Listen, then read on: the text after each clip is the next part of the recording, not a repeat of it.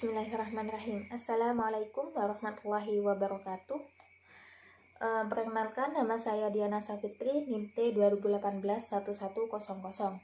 Di sini saya akan menjelaskan tentang pemikiran dari Gordon W. Allport, yaitu tentang agama dan perkembangan pribadi manusia yang ada dalam buku ini. Gordon W. Allport ini lahir pada tahun 1897 dan wafat pada tahun 1967. Beliau ini mengajarkan psikologi di Universitas Harvard. Allport ini kuliah pertama di bidang kepribadian di perguruan tinggi Amerika, dan buku pegangan utamanya ialah Personality and Psychological Interpretation. Nah, untuk memahami kepribadian ini, Allport menggunakan data dari sumber mana saja asal dapat dimanfaatkan. Nah, saya akan menjelaskan kepribadian dan proses menjadi. Pembahasan Allport tentang agama itu harus diletakkan pada pandangan menyeluruh tentang kepribadian. Menurut Allport, setiap orang itu harus dilihat sebagai individual dari faktor terus-menerus yang ada dalam proses perubahan. Nah, kepribadian ini bersifat tetap namun terus-menerus berubah, dan setiap pribadi memiliki ciri kesatuan, keutuhan, serta perbedaan yang khas. Nah, kekhasan tersebut itu merupakan gaya keberadaan dan hidup seseorang akan dirinya. Dan faktor terpentingnya dalam kekhasan ialah hubungan manusia dengan manusia yang lain. Nah, selanjutnya ialah tentang sentimen dan agama. Sentimen ini merupakan unit-unit tetap kepribadian yang berdiri dari banyak komponen dan terikat pada objek nilai serta pujaan yang konkret atau abstrak. Suatu sentimen ini mencakup organisasi, motivasi, serta menyiapkan manusia untuk bertindak. Secara psikologis, agama ada pada bidang sentimen.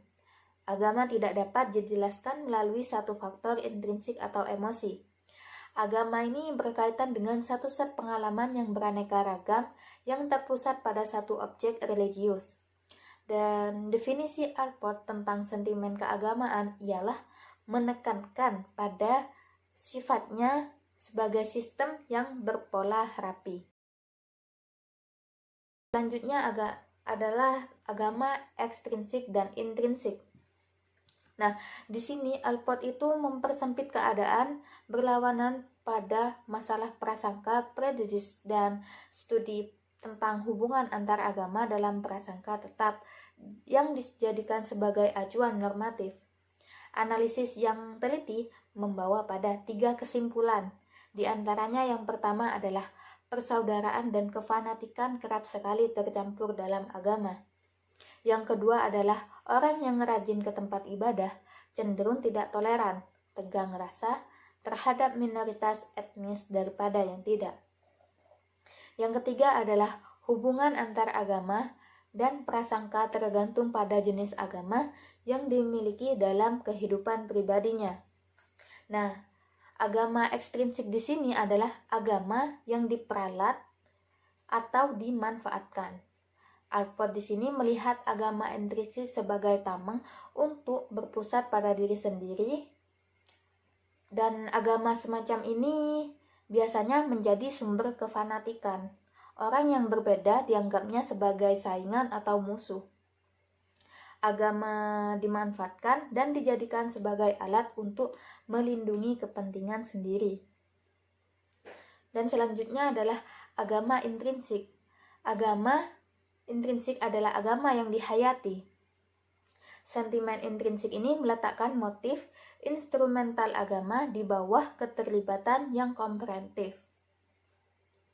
Nah, agama semacam ini tidak ada demi manusia, tetapi manusia ada demi agama.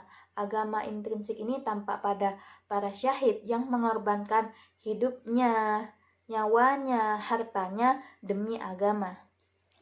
Sekian dari saya. Mohon maaf apabila ada kesalahan kata. Wassalamualaikum warahmatullahi wabarakatuh.